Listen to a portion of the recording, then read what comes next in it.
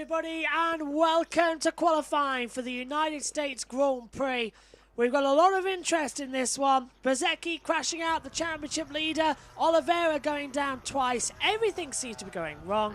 Ayagura going down twice, looking like it's going to go wrong. Thanks, Megan. Oliveira isn't here anymore. Yeah. Oliveira is currently third in the World Superbike race, which I'm commentating on, so I've got to go back. Oh, that's why your mind's on him. Yeah, so your commentator for this session is Megan Birch, and right now we'll head down to Susie Perry for all the action. Is that cold breeze. The track temperature is much cooler than yesterday, so the riders are getting caught out. Yeah, and Ayagura got caught out not once, but twice, unfortunately. Second quickest yesterday, has been having a spectacular weekend. Let's just go through these incidents then. Couple of crashes for Ayagura, and yeah, this is completely down to the conditions. So the first one was on the left, last turn 20, lost the front there, very close to the apex as he comes in. Look, when the maximum leaning comes in, oh, goes from underneath him. That's typical cold track. You know, tire not quite activated on the maximum lean, and then we got another crash there. This one is much bigger. Turn 2. There's a lot of spare parts in that gravel at turn 2 this morning, and Ayagura there, as he flicks into turn 2 at the end of the downhill, gets caught out and loses it before even understanding that it's happening. That's how it happens. Like when those cold tire crash, it's like you're down before you even know it's happening, yeah? Yeah, smackdown, isn't it, really? Turn 20 and turn 2 then for Ayagura. He had been having a brilliant weekend up until that point. A decent session for his teammate, Raul Fernandez, who's got to go in this Q1 session. So let's find out what's happening in the garage. Nat is down at Trackhouse. Davide, great to see Ayagura up there yesterday in the timesheets and quicker around here in sections than Marc Marquez. He must have been buzzing after yesterday. A couple of crashes today, but we do have cooler, breezier conditions today, don't we? Yeah, this morning is much cooler than yesterday, and of course something is changing on the way also to ride the bike, the tires, performance. So we need to understand also going to time attack now. Even front tire, whether it's soft or medium, is something to think about. So he had 2 crashes. I mean, the first one very small, the second one a little bit more higher speed. He went back to change the ladder. Now we will come back. We will speak to him and see what we can do for the Q2, how to face. But something is changing. I mean, conditions are different than yesterday. We have to manage. Raul having to go through Q1, what was he working on in that session? Yeah, yesterday we found also in the data some different way that he should ride the bike, and looks like this morning he is applying that. And let's see. I think he has a pace, especially with a medium tire. Looking at the race, but of course, as you know, important is to qualify. I think there is a possibility to move to the Q2 for Raul. Let's try. Good luck today. Thank you. Davide Brivio there. Well, talking about Raul, and he did look good in that session, didn't he, Raul? And these conditions being so different to yesterday, that was a vital session this morning. But perhaps this session, having to go through Q1, whoever gets through, could prove vital for them as well.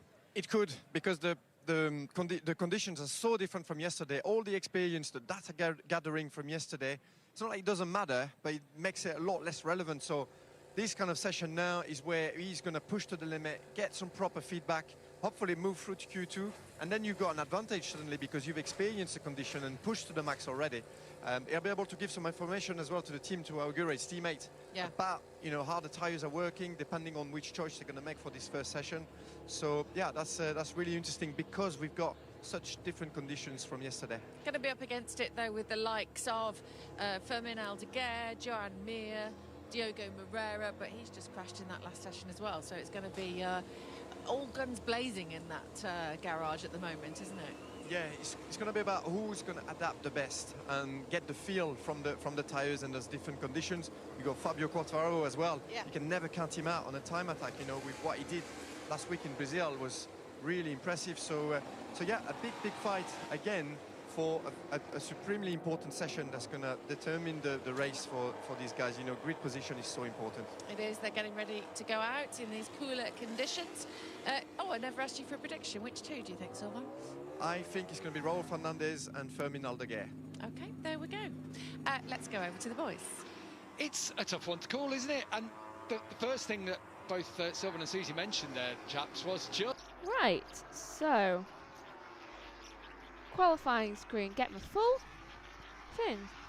Woohoo! Anyway, hold on, just gonna...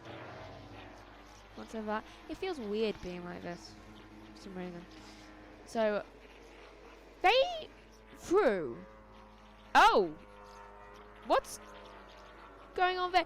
You do realise corners aren't optional, guys. You can't just take the shortcut whenever you feel like it. But they're surely going to get something for that, right? No. The answer is no. I mean, you can hope for it, but no. Because no one cares about their opening warm-up lap. Technically, we're already a minute and a half into this Q1 session, but for some reason they didn't throw over to this until now. So we're already a minute and a half in. In this session there is Mir, Aldeguer, Raul Fernandez, Zarco, Quartararo, Miller, Moreira, Toprak, Binder, Morbidelli and Rins. Is Moreira's bike fixed, or has he got the second one, I wonder? And hold on. Ooh. Getting some spoilers for the IndyCar. So I won't mention whatever the spoiler is, because I know some people might be like, oh, I'll watch that after. So I won't say anything. So currently on their opening laps, everyone seems to be taking the corners a bit more smoothly. I think because they know that this is important now. They can't be like the practice sessions and pre-practice when they can take the corners however they like and just test everything out. This is qualifying, where if they crash out, then they're probably going to start last on the grid, especially if you're in Q1. So, just starting to set their first sector times, their proper sector times. Everyone seems to be going kind of on the medium pace. I'm seeing no reds out there right now. So, which is surprising from some of them, but especially Raul Fernandez. With the pace that man has sometimes, I'm very surprised by that. Also, I feel like this circuit is very trippy because sometimes you're thinking, is there something on the ground when we're going up certain corners? But no, it's just reflecting their own wheels, which I don't know how that does that. I know Joshua would probably have the explanation, but I don't know that. I think it's something to do with the camera and the fact that that always happens when we're on like a hill, when there's an elevation change. 11.5 minutes left of this session. Still no red sector times. What is going on? Also, seriously, again?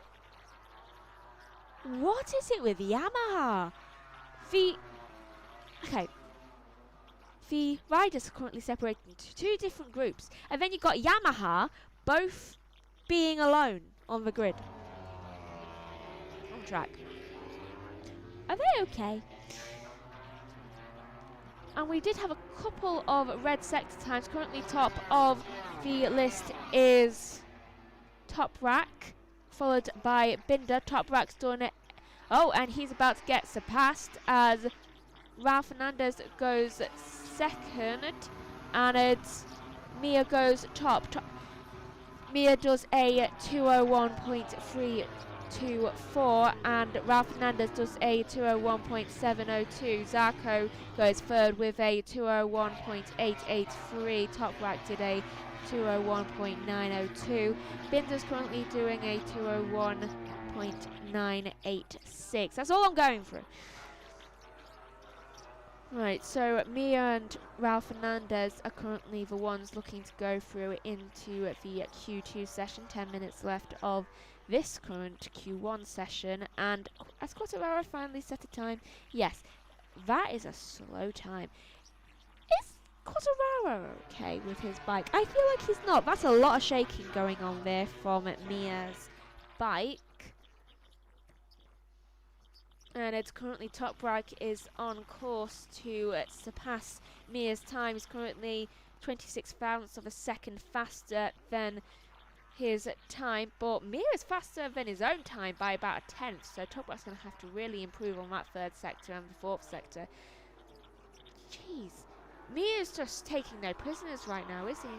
I think it was Top Rack earlier, or at least him or his teammate, which I think is Jack Miller, I'm not sure. Wait, no. Rin. Wait. I don't know! I think it is Miller. Right, so changing up right now, we have Aldeguer going up into second with a 201.700. Oh, if only if it was 007. And Raul Fernandez immediately kicks back at that and decides, I still want to maintain my second place, and goes second with a 201.610. Mia, are you okay? Because you may be faster than your previous time, because you've just reset your fastest lap and now done a 201.210. Jeez, that's faster than everyone else. But you keep shaking. There's a yellow flag out on the track. The only person in that area is Alex Rins. So, oh, and Fabio Quartararo. Seriously, what is up with transponders? Quartararo has crashed at turn 15, and it looks like he's crashed on the track itself. So, Christine going around turn 15, midway through, just loses it. Oh, he's been kicked by... I've never seen someone get kicked by a bike, and the bike run off. It's like a high side, but you're on the ground. There's debris on the track now. Please pick that up. That had to hurt. He seems to be heading back into the pit lane now. Probably also going to say, help, I've been kicked by a bike. That had to hurt. He's fine. He's leaning on his bike as usual. Hopefully not because of any damage to his arm. I don't think there would be any damage. No, he's fine. Probably a bit confused to what just happened. I would be. Because his bike... He dropped it midway through. His bike maintained... It was on the track. Oh, that's a point. His bike is currently on the track. Hopefully it went off to the side and marshals be able... His bike's on the track and he just took it back in. He didn't fully crash out. What am I thinking?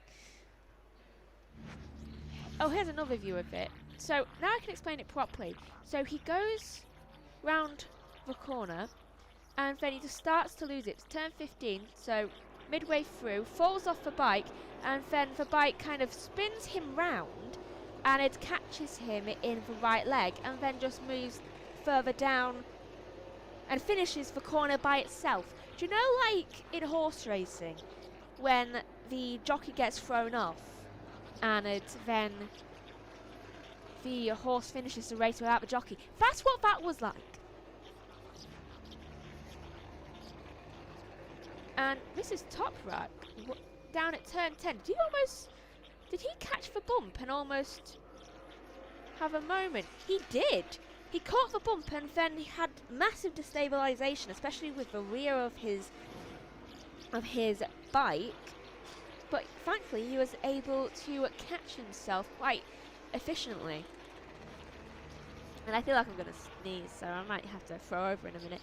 This is Mia's replay. Mia has been twitching all over the place, and yet still, despite being all twitchy, even around turn 12, he is the fastest person on the track right now. How?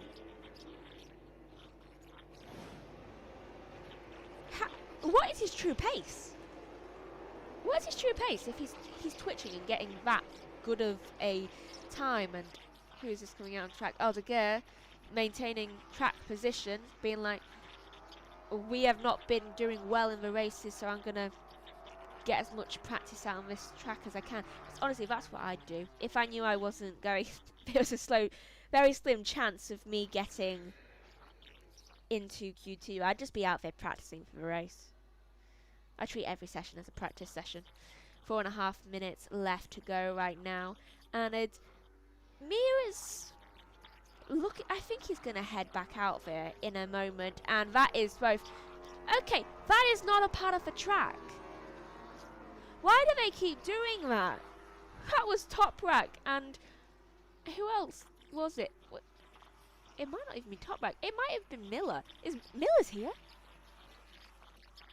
I did not notice. That's probably bad. I didn't notice. I think that might have been Miller and Rins. Both of them just went through the shortcut. Miller is out on the track, right? Of course he is. I saw him out on the track. And the rest of the riders come back out from the pit lane now, so it'll be a full track right now. 4 minutes left to go of the session. Ralph Fernandez about to start.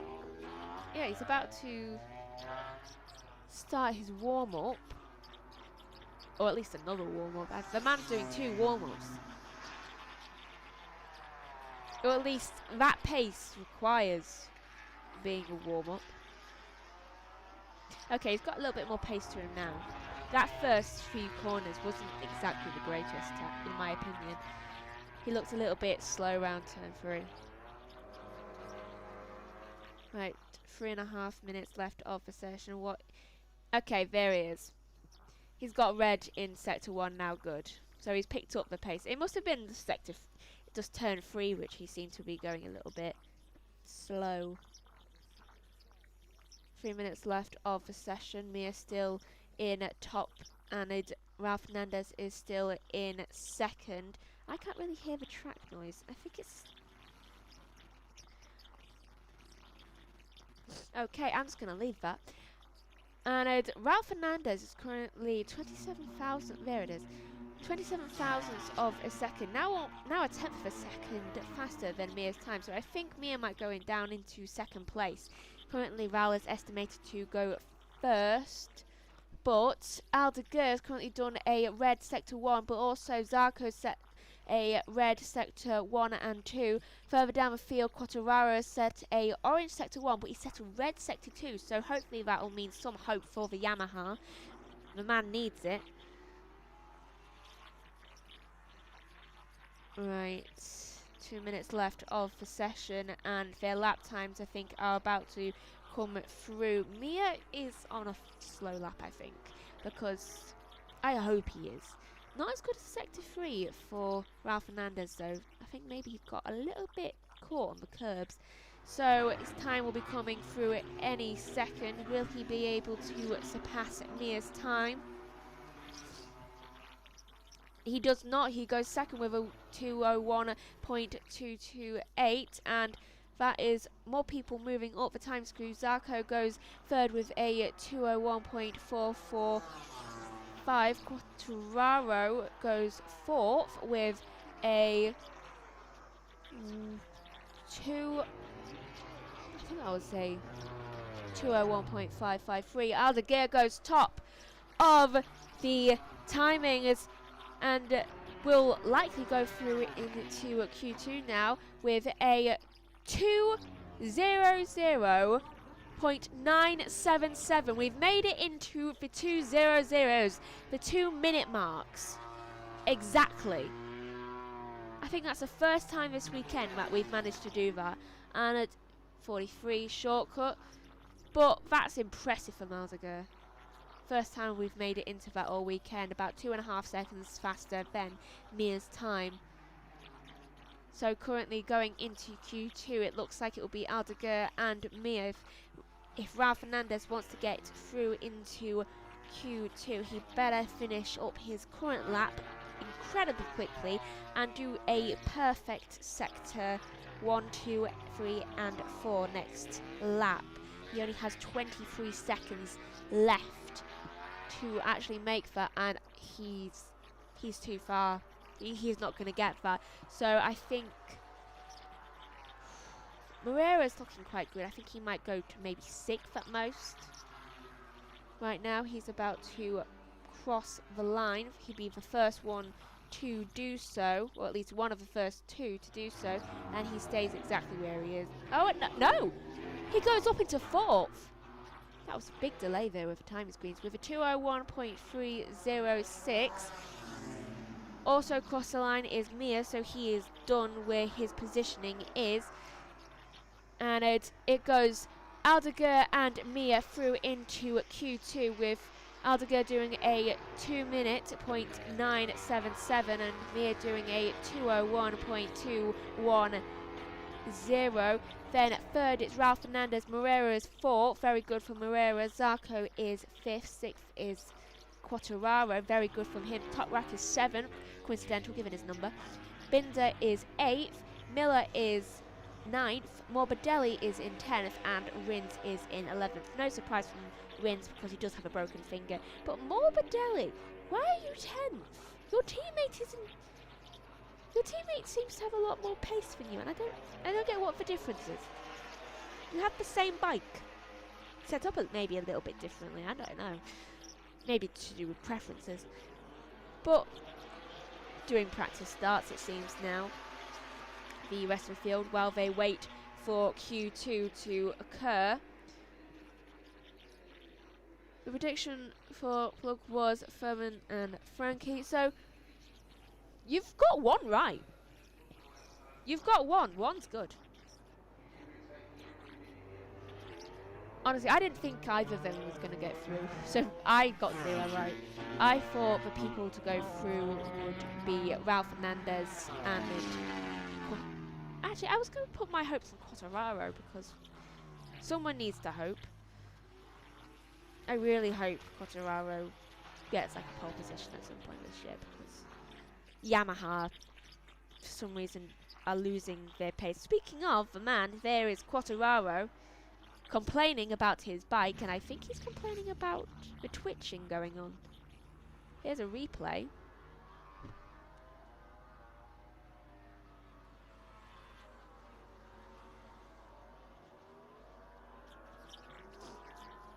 Just him twitching constantly. What's wrong with Binder? Every time it looks like he's going backwards. I don't know. Binder has gone really low in the timing screens. He's 8th. I don't know why he's lost some of his pace. I mean, he had so much of a pace throughout the practice sessions. I don't know what's changed for this Q1 session. Right, so getting a replay of Furman Aldeguer right now. Just a slow-mo image of him. And yeah, that's a good point about Binder because the rest of the KTM seems to just be excelling at this track. And for some reason he is 4th from the bottom of the grid. Now I shall pass over to TNT right now. Bike through. Yeah, 100%. Especially after the promises that he's shown at the start of season. So yeah, they couldn't quite make it count. Yeah. I think Joan Mir surprised a little bit everybody there as well. A great lap from Mir and Aldeguer as well. Still coming back from that injury. I know he was there in Brazil, but he missed out on. I mean, before Brazil, he'd not ridden a MotoGP bike since Valencia last year. Missed out on all the testing in the winter. And they're showing here that he's super strong even in the time attack. He can't hardly walk. Yeah, it's raising the bar. He's raising his expectation as well. And like you say, you saw him kind of hobbling into the garage and he has been on his crutch all this time. But I guess once you get on the bike, you don't need to be able to walk. It sounds stupid, but it's a different beast, isn't it? Yeah, it's not a running race. And if it was, he'd be in big trouble. But when you're on the bike, after such a big injury, with his broke his femur, had surgery. It was only a couple of months ago, and this type of injury normally takes a long time to heal and to get solid, so he won't be feeling it. But on the bike, he's still able to move like he wants to and produce the lap times. I mean, that was a very, very strong effort from Aldeguer. taking risks as well. You know, when you got that kind of injury, you do not want to fall on that and re-injure it. That's the point, isn't it, really? Being able to move around on the bike is one thing, and muscle it around here, which is a physical track, you just don't want to come off the bike. That's the thing when you've got an injury like that. It's true. And as a rider, though, you never think that way, actually. No, of course. Once you're on the bike, you only think about going fast. You never think of the aftermath if something happens. But it's great to see him back, and to see him back on great form. And Johan Mir, let's just have a little chat about Johan, because he was joining Luca in Q2, which, you know, you've got to try and beat your teammate, and he knows that. And both of them fighting for positions in 2027, aren't they, really? Yeah, well, Luca's been super strong yesterday, all day long, and yeah, Johan Mir making it count. We saw him every time he was on the camera. He's on the limit on that Honda. The bike was shaking. Place into Q2. Yeah, and God, I thought the wind had stopped, but it just seemed to have picked up again just recently. It just seemed to be warming up a little bit. You get the sense that perhaps the sprint later on this afternoon it will be a little bit warmer. But in terms of these conditions, from what you've seen and who's gone through, you know, what do you expect in Q2?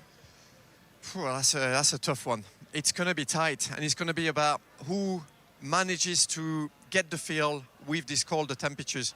You're right, Susie, though, the sun is almost like, it's almost coming through now. Yeah, he's really trying hard. And the forecast actually is for this afternoon, we're going to see a little bit of sun, so it's going to get better. But right now, they've got to activate those tires. They've got to go out full attack mode with a lot less feeling, a lot less feedback from the front end, especially compared to yesterday. So they're going to have to adapt. I still think that the guys that were into Q1 will have a little advantage. So this is great for Aldeguer and Mir. Yeah, exactly. Talking of Mir and Aldeguer, let's go down to the Cressini garage then and find out the latest news and what they're thinking for Q2, Nat.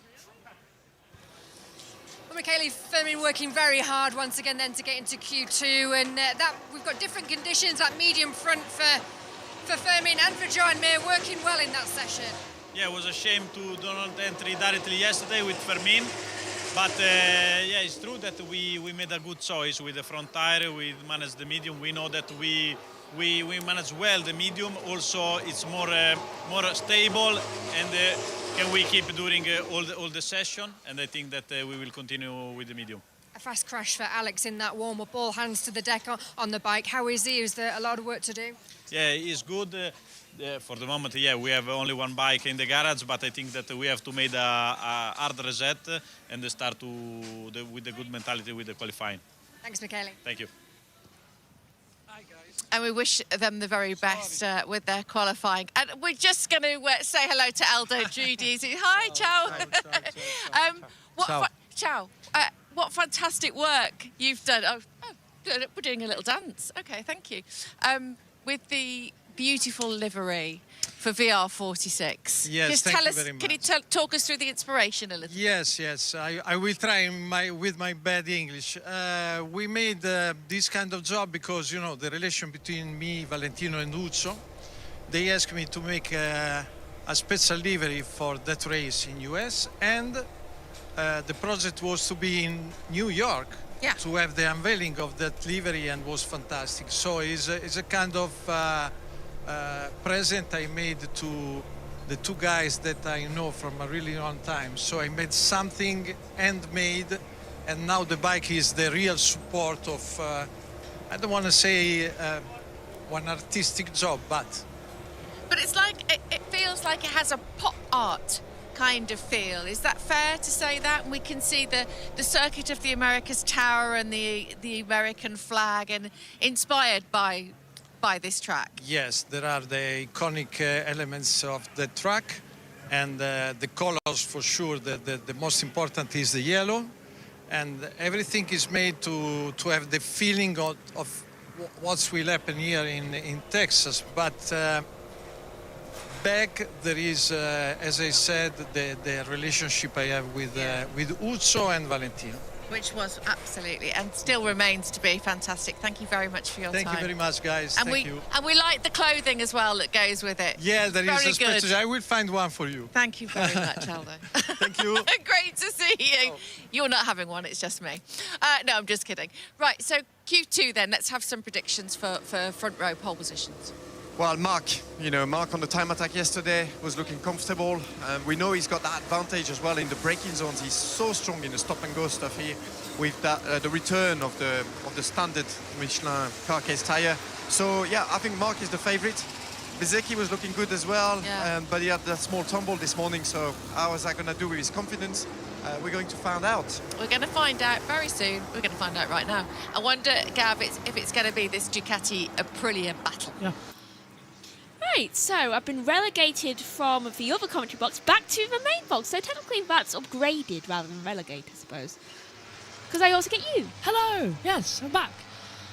World Superbikes ended bang on time for the start of Q2, so that worked out well.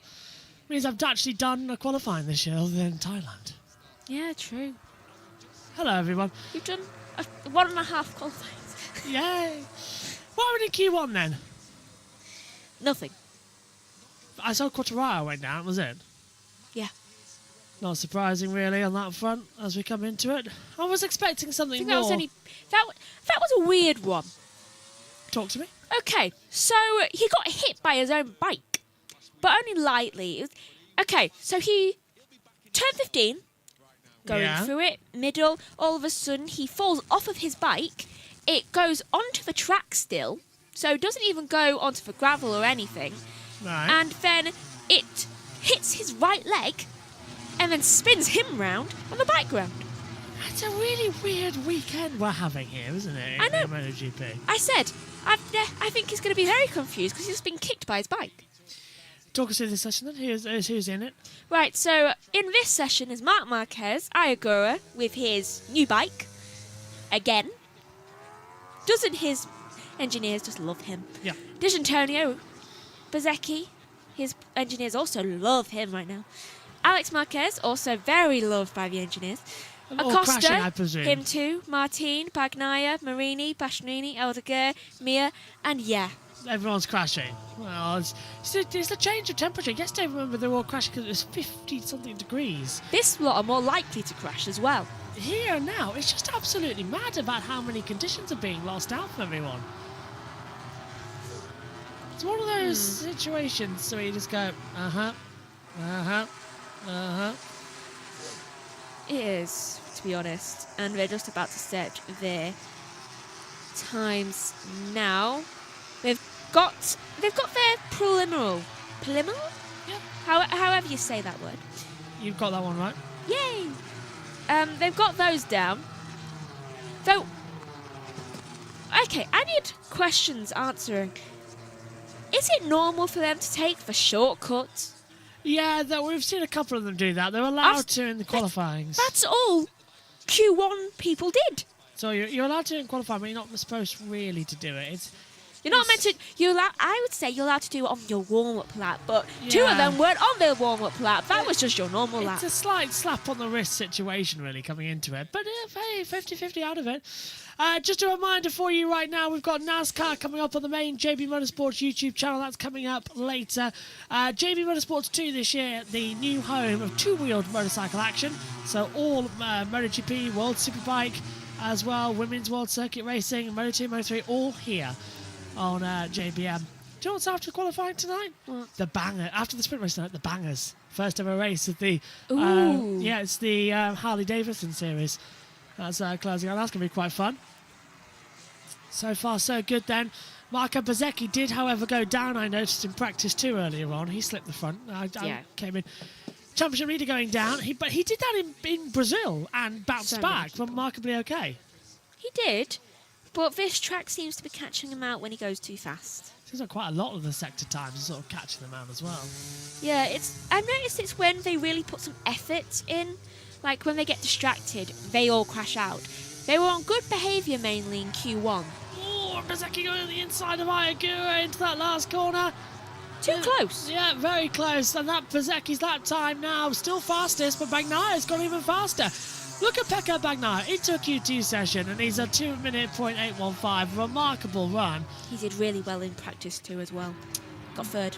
Oh, very nice. D'Antonio goes up into second. Just also want to remind you that Marc Marquez has had 8 pole positions here in Circuit of the Americas.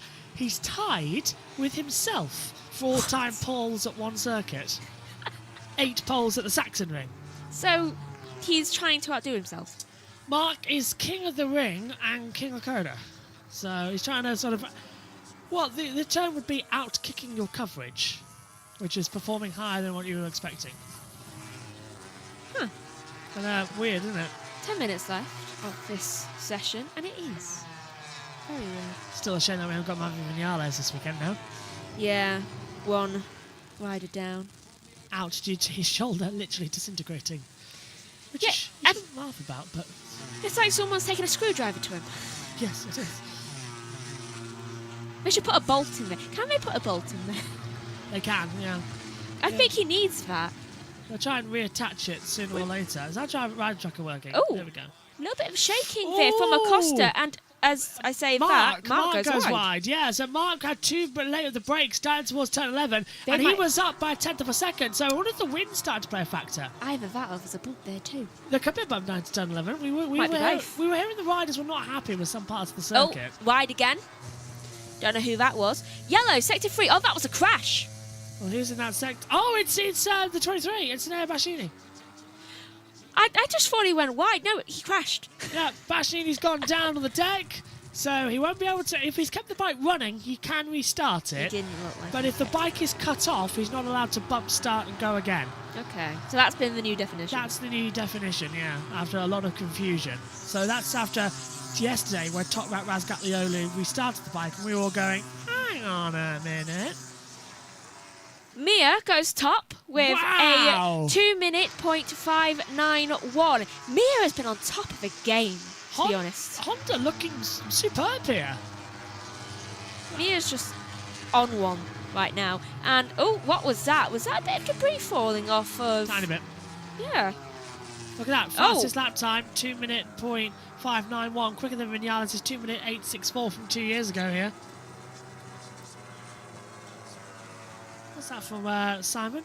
One Mia provisional pole with a massive lap time new record. He's 2 turns clear to Bagnaya, by the way.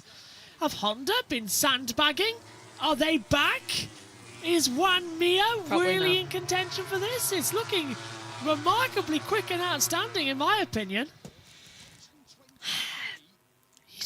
Is Zarco's fast? Then yes. You're sort of... Are you worried now about what we're seeing here? A little bit. Because you don't know how quick they're going to be. Yeah. From what I understand, by the way, the session is still going for IndyCar. Really? Yeah, and at 45 past the hour, they're on for Indy next. So that's going to be a little bit of a shift on the timetable. Huh. Hopefully in your favour. Well, with cutting out the podium section of World Superbikes, it now enables us to do this qualifying session. Which is good, which only has 7 minutes left, and it shall be a quick-off. Oh, I don't need it now. I can leave it a bit. Yeah. No, I reckon it will still be a quick-off. Think about it, yeah, because I've got to set up for Indy next. Yeah, you're right. Right, let's have a look then. What's this down on the front, lifting up for Marc Marquez coming down to him. This is the moment he went wide. He's towing Marco Bezzecchi, who's towing Bagnaia. So I think he's just going to get... Yeah, look, he's got too much in the braking zone. Shoots past... Bastianini even crashes right after this, I think. Oh, and Mark nearly took out Bagnaia. Mark just got pulled in too much on the slipstream. Mark was a victim of wind. And look at him shaking his head like, no. Just like, I'm not sure about this track anymore. That's where do you remember 2019? That's where he crashed. Do you remember the week I had food poisoning? Oh, jeez. You had to come into the box with me. That was the Chinese Grand Prix weekend. And then I got food poisoning. Not from me. It was same food. Yeah, same food. Yeah. You can't catch food poisoning from someone. No. Me and Joshua just tend to eat the same food. I felt awful that day. It was F1000. Do you remember? Mm. And I did the start, and then halfway through that one, I collapsed onto my stool. I was like, no, you take it back. I do remember that. That was in this commentary box, but that was way before we had the background. Yeah. It used to just look like that, didn't it, for ages?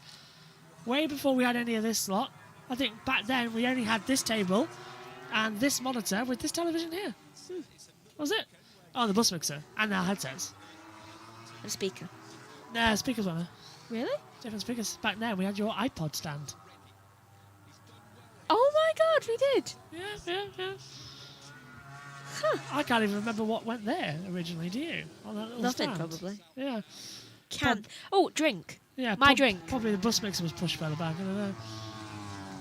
Still, the box is due an upgrade. Look at them all coming out now together. That's insane how they're all just going to sweep out. Looks like a gang. Aldeguer's 5th fastest, by the way. No, he was really fast in the...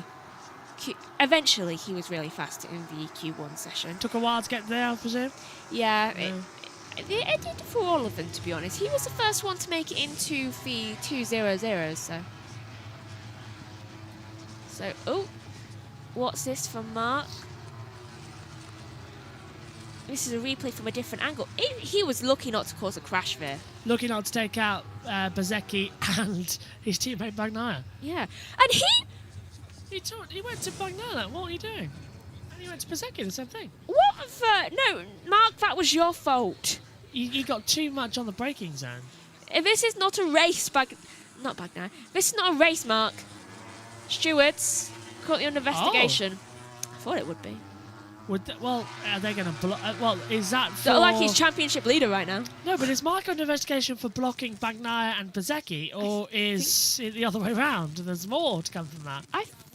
I think they haven't included the names specifically in a certain order because they want to know that too. Yeah, so they're just saying it's under investigation as a general pull, aren't they? Because Mark was the one who actually went into the corner. The other two were already ahead. They were already dedicated to their corner, and Mark was the one who just torpedoed in. He came at me like a torpedo. 3.5 minutes left of this session. Bagnaia is currently a 10th.5 down on the time of Mia, who is doing incredibly well recently. So it'd be a very unusual top 3, given the fact that not only is it Mia there. Oh, what's that? Something flying off the back of the Ducati. Bagnaia's looking very annoyed there, and his wife's looking very shocked. So I'm guessing part of me thinks maybe a visor strip hit him in the face. One of these things... Oh, what? Controlling the external headset, not that one. Okay, well, that's going to be louder than what I was expecting. Just ignore the man talking on the radio. I don't know what receiver he's talking about. Yeah, 1 Mia, 2:05.92 with 3 minutes to go, and has the exciting possibility at the front of the field right now. And none of them has crashed, which is going to be a first in this weekend. We've had a crash in each single session, apart from this one so far. I'm surprised, actually. Look at Mark. 80,000's up now. So Stewards. Mark is finding the time. Go on. Oh, and Segura. Bagnaia and Agura under investigation by the stewards. So what did Agura do? Was that last corner? What did he do? I'm thinking, was it the last corner? They didn't even show it. No, they didn't. I'm thinking that was something at the last corner on the action of the circuit. It could have been. Maybe he impeded? I think he did. In generally 100% honesty, I think it was impeding for Oliveira. But Marc Marquez at the moment estimated to go first, but so is Marco Bezzecchi. He's got 2.5 tenths of a second. Juan Mia's gone too deep. Too wide. And that was Digi coming underneath him as well as Pedro Acosta. So Juan Mia's pretty much got his final run done and had to back off incredibly quick, Megs. Thankfully, I think he was on a slow lap anyway, so not too bad for Mia. Maybe he can... He's just close enough that he might be able to make it to have another fastest lap. All go? It is, and currently Mark is 8 thousandths off the pace, but Bezzecchi's a bit faster, being...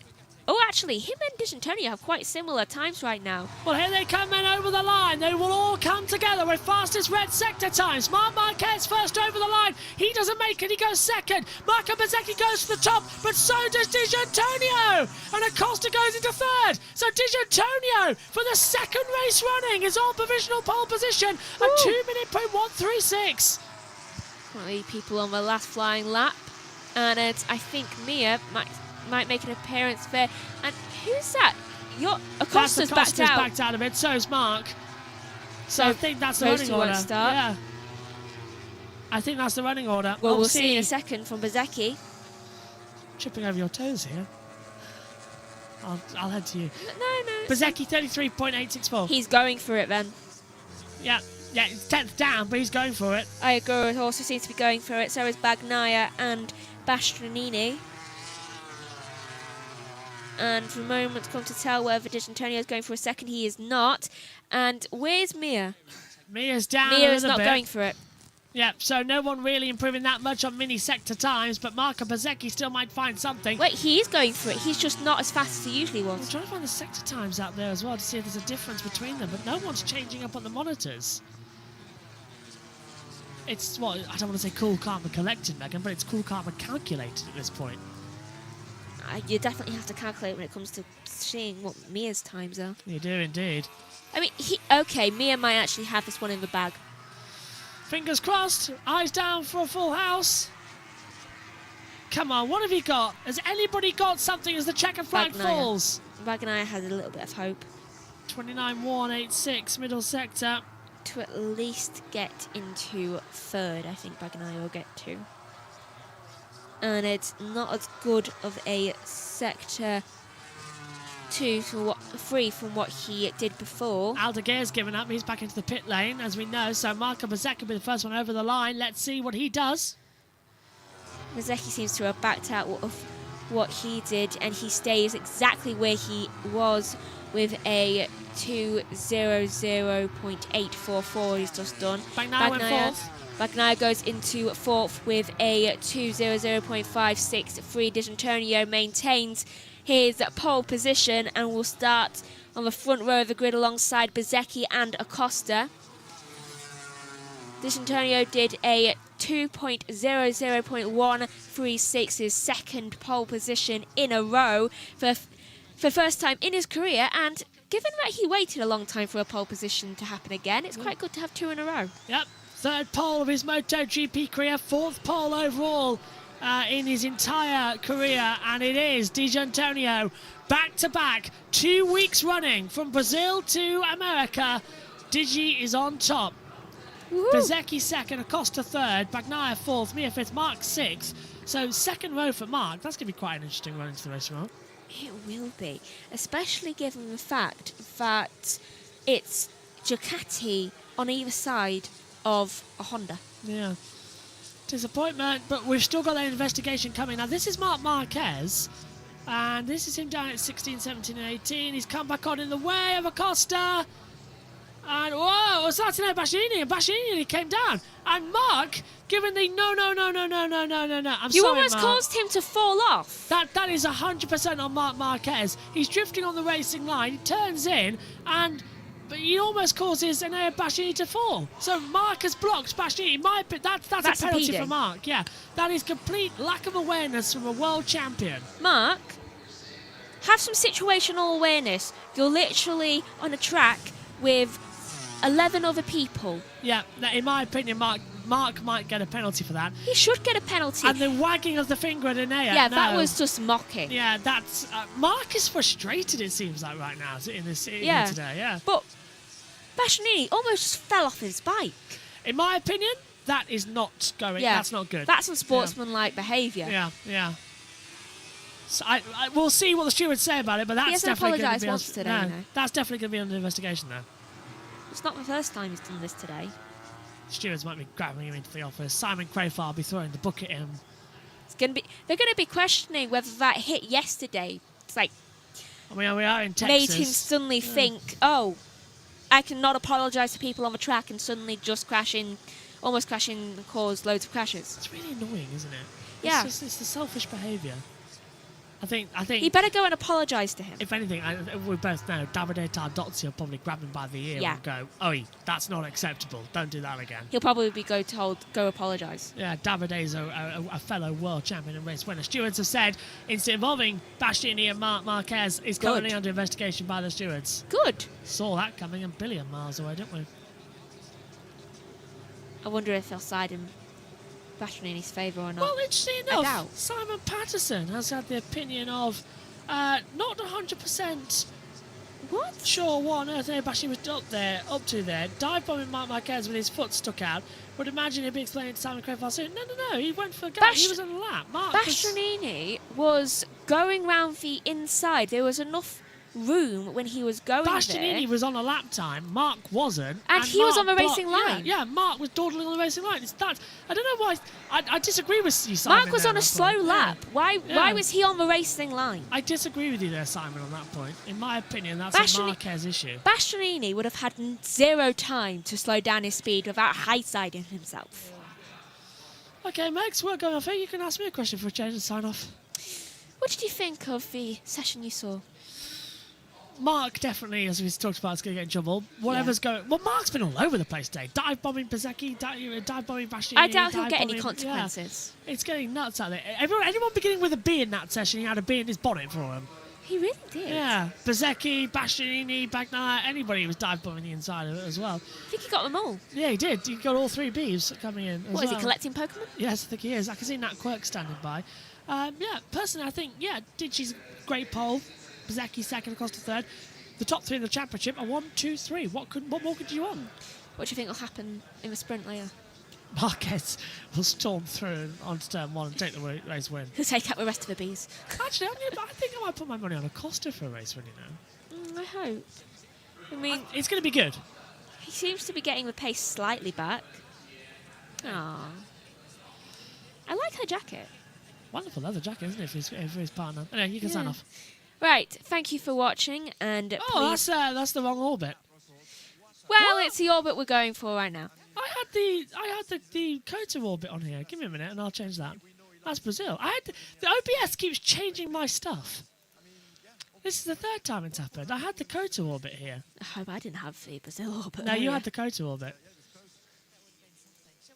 Right, hang on. There we go. It'll go black and then it'll come on. There we go. There's the Kota orbit.